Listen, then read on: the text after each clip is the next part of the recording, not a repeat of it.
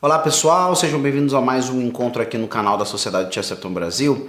E o meu objetivo hoje é falar com vocês especialmente, sobre uma outra ferramenta, para além das redes sociais, Instagram, YouTube ou coisa que o valha.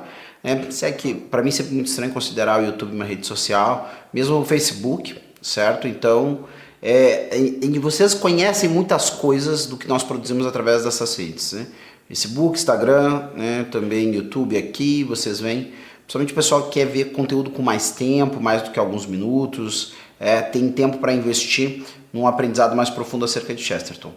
Mas a gente tem um grande repositório, em um local ali interessantíssimo, que realmente, vamos dizer assim, dinâmicas distintas.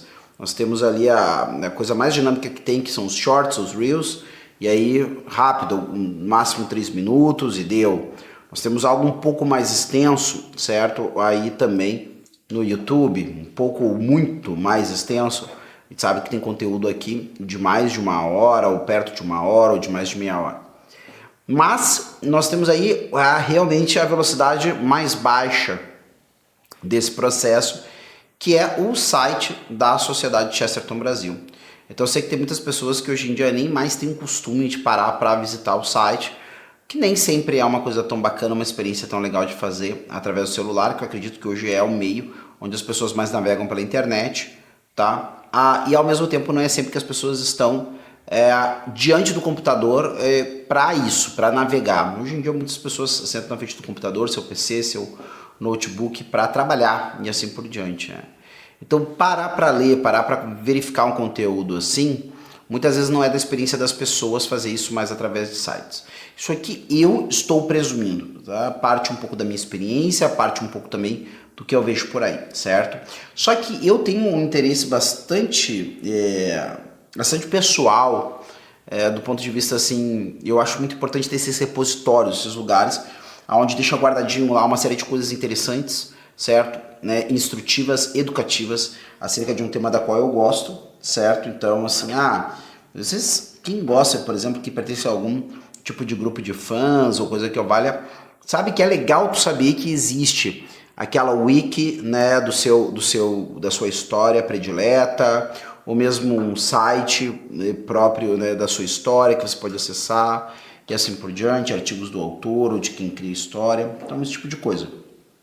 E a gente tem isso na Sociedade Chesterton Brasil, certo? Então, para quem não sabe, nós temos essa possibilidade, essa ferramenta, certo? Na Sociedade Chesterton Brasil, que é a página da Sociedade Chesterton Brasil.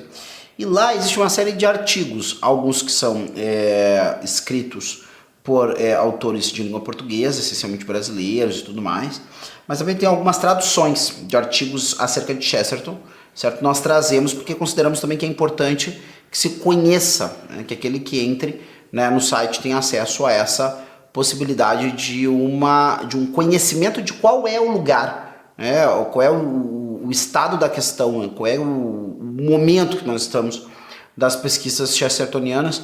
Evidente que o site não cobre tudo que você está produzindo e assim por diante, mas ali vai haver algumas boas amostras.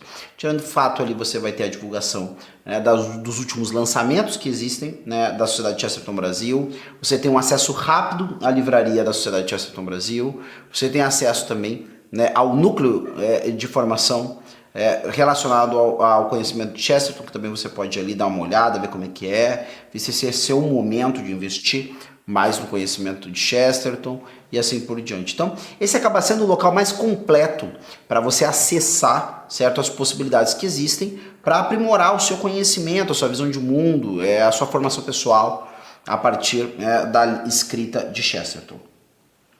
E aí existe um comentarista não, acredito que podemos chamar ele com tranquilidade, de um estudioso contemporâneo, que é o Joseph Pearce. Ele não está propriamente alocado como um dos grandes medalhões aí de alguma universidade ou coisa que o valha, tá?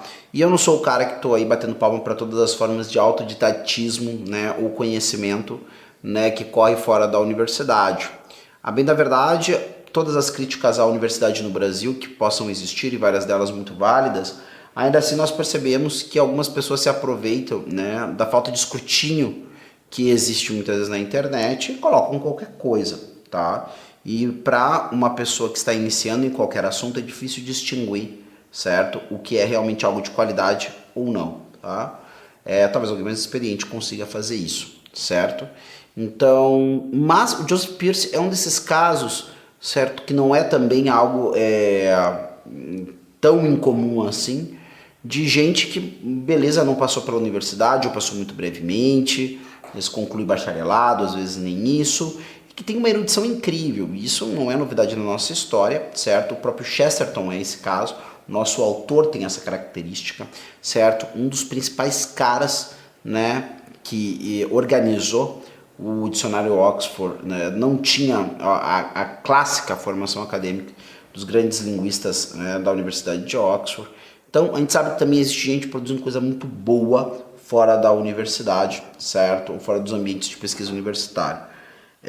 Talvez especialmente no campo das humanidades, tá? Mas, dito isso, o Joseph Pearce, então, tem esse testemunho mesmo, eu diria, muito bacana. Ele é um cara que ele se envolveu em vários eventos de violência relacionados aos hooligans na Inglaterra, ele especificamente da torcida do Manchester United, bastante conhecido principalmente na década de 90, né, e também começos do ano 2000, pela violência dos enfrentamentos e assim por diante, certo? Todo aquele cenário, quem conhece alguma coisa da cena do futebol inglês e assim por diante, tu já disse, ouvi alguém dizendo, um inglês falando isso, né, que se houvesse algum tipo de agitação de torcidas, né, em eventos internacionais de futebol, ele pensava assim, provavelmente são ingleses que estão aí fazendo esse agito, tá? Então, sempre foi conhecido na Europa toda como uma torcida tumultuosa, né, enquanto grupo de torcedores, né, ingleses aí, tá? E o Manchester United, eu tenho a impressão no meu imaginário que era também uma torcida especialmente, né, tumultuada, né? E ele ficou 2 vezes à disposição de Sua Majestade por causa dessas coisas, que é o jeito que o inglês fala, ou talvez o aristocrata fala, né, que a pessoa foi para cadeia. Parece que nessa segunda vez, né, cumprindo uma pena um pouquinho inferior a 1 ano, ele caiu meio que em si, o que ele estava fazendo da vida dele. E aí ele começa um processo muito bacana, né, de mudança de vida e mesmo de conversão católica, tá? E a partir daí passa a ser um grande estudioso dos elementos culturais da relação destes com a religião, sociedade, cultura do nosso tempo. Isso especialmente porque o Joseph Pearce ele comenta que um dos caminhos que ele teve para voltar para uma vida não só de honestidade, funcionalidade, razoabilidade, mas também para algo que transcende tudo isso, que é a experiência de fé e a experiência com o que existe de bom, belo e verdadeiro no mundo da cultura e da civilização, que isso aconteceu a partir da base literária que o pai dele tinha dado para ele. Então, percebendo essa capacidade de cura, de mudança e assim por diante que a literatura pode se prestar a ser, ele passa a fazer isso. Eu acho que ele tem ainda um site bastante interessante para você que lê em inglês, Imaginative Conservative, se não me engano é isso, tá? The Imaginative Conservative, desculpe a minha pronúncia, né? Seria Imaginative Conservative. É isso, certo? Vale a pena, vários artigos, vários dele, vários de outros autores também, tá? E o Joseph Pearce, ele escreve um livro bastante interessante, se eu não me engano, em português, publicada pelo pessoal da Danúbio. Saiu um que é Convertidos Literários, eu acho que é isso. Eu acho que é isso, Convertidos Literários, eu tenho quase certeza que é esse o nome, tá? Onde ele vai visitar, o Joseph Pearce ele vai tentar montar para nós o panorama dessa intelectualidade católica que se desenha aí na primeira metade do século XX, tá? E ele vai mostrar como tem pairando, né, quase como que uma estrela guia dessa intelectualidade, de um jeito ou de outro, ou porque as pessoas se inspiravam no legado, ou porque liam constantemente, assim por diante, ou no mínimo porque as pessoas trilhavam a esteira aberta por essa pessoa. Então alguém diria isso, né? Que o cardeal Newman, São John Henry Newman, abriu esse caminho, Chesterton passou por ele e o alargou a mais. E essa geração que vai passar por nomes que talvez vocês nunca tenham ouvido falar, como Robert Hugh Benson, como Ronald Knox, como Charles Williams, e assim por diante, até nomes que o pessoal está super habituado a escutar, como Tolkien, Lewis, certo? E todo outro grupo de autores naquele período, claramente, né, está sobre essa sombra, essa égide de Chesterton, tá? Uma autora bastante ativa nesse tempo, em contato constante com essas personalidades.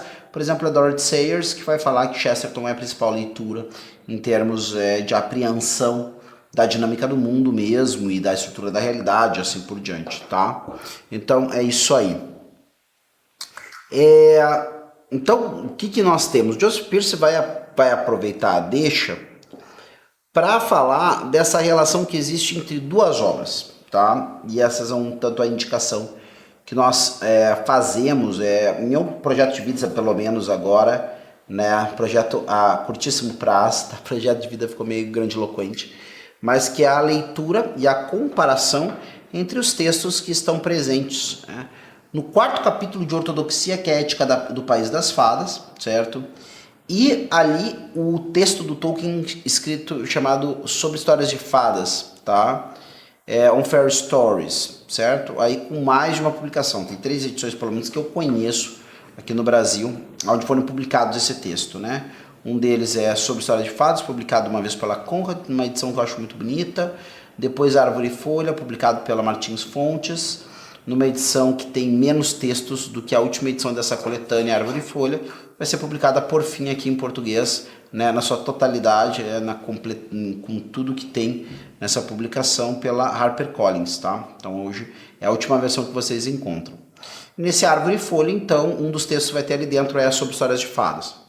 E aí, é claro, isso aí, eu fico tranquilíssimo de dizer isso, porque eu tenho mais de um vídeo aqui, né, no site da Sociedade Chesterton Brasil, no canal da Sociedade Chesterton Brasil aqui no YouTube e também em outros lugares, acredito que falei disso também já em live no Instagram e assim por diante, que é da relação de Tolkien com Chesterton, tá? Sobretudo deste capítulo em específico, certo? E eu queria repassar com vocês alguns trechos desse artigo. Então vocês encontram, isso que eu queria chamar a atenção também, vocês encontram, tá, esse artigo no site da Sociedade Chesterton Brasil, tá? A gente tem ali o título dele de Chesterton lança seu encantamento sobre Tolkien, tá? É uma tradução de um artigo de Joseph Pearce, que seria originalmente em inglês, Chesterton casts a spell on Tolkien, tá? Então, o Tolkien, certo? E aí, eu vou ler alguns trechos, especialmente esses trechos que são citações diretas, tá? Aí ele vai começar aqui. Pegue, por exemplo, a asserção de Tolkien na sua preleção de que os contos de fadas estavam evidentemente envolvidos, em primeiro lugar, não com possibilidade, mas com qualidade de ser desejável. E compare com estas linhas de A Ética no País das Fadas. A Ética no País das Fadas, lembrando você, é o quarto capítulo de Ortodoxia, que se você nunca leu, deve ler, certo? Inclusive nós temos aí uma edição muito bacana, aliás, uma edição, que até onde eu sei, é a única edição, tá? Que traz consigo este conteúdo que é algumas das controvérsias, tá? Um grupo de controvérsias que Tolkien enfrentou, né, nos arredores do período do lançamento, né, do Ortodoxia. Isso são aqui palavras, então, de Chesterton. As coisas que eu mais acreditei, então, quando ele era uma criança, as coisas que eu mais acredito agora são aquelas chamadas contos de fadas. Elas parecem-me coisas completamente razoáveis. O País das Fadas não é nada além do que o território ensolarado do senso comum. Não é a terra que julga o céu, mas o céu que julga a terra. Então, ao menos para mim, não era a terra que criticava o País das Fadas, mas o País das Fadas que criticava a terra, tá? Então, na verdade, eu tenho um primeiro momento que é muito importante, né? No livro originalmente em inglês, as coisas não têm o mesmo nome, tá? Se eu não me engano, originalmente em inglês, a Ética do País das Fadas esse País das Fadas está como Elfland, tá? nem sequer é o mesmo tipo de palavra que Tolkien usa no seu artigo, ou palestra. Na verdade, o que é essa palestra que vai gerar, vai se tornar, vai ser uma peça autônoma, tá? Que é esse sobre histórias de fadas. E esse texto sobre histórias de fadas foi produzido pelo Tolkien, tá?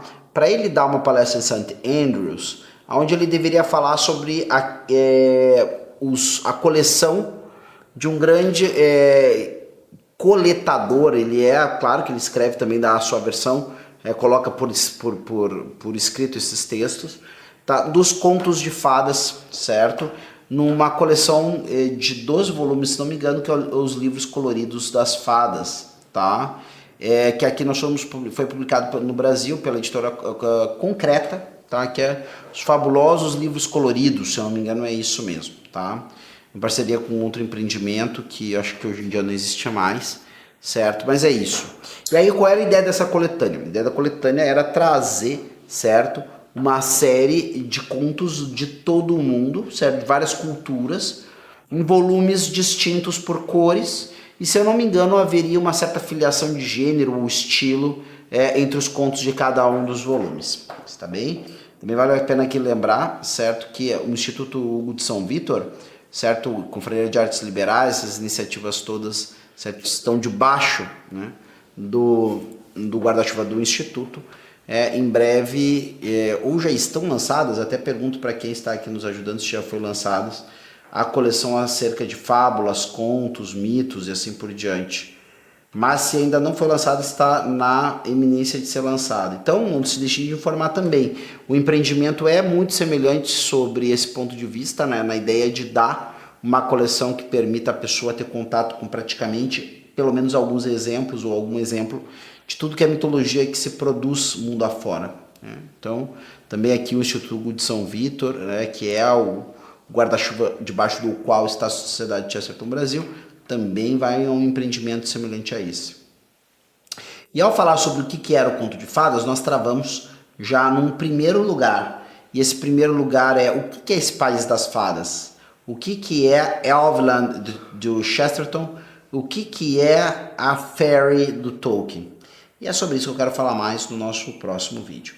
Então não deixe de nos acompanhar para poder então saber quando são são lançados os novos conteúdos. Não deixe de curtir o vídeo, também se inscrever no canal, compartilhar com quem você sabe que gosta desse conteúdo. Então aguardo você para a gente continuar essa conversa. Até a próxima. Tchau.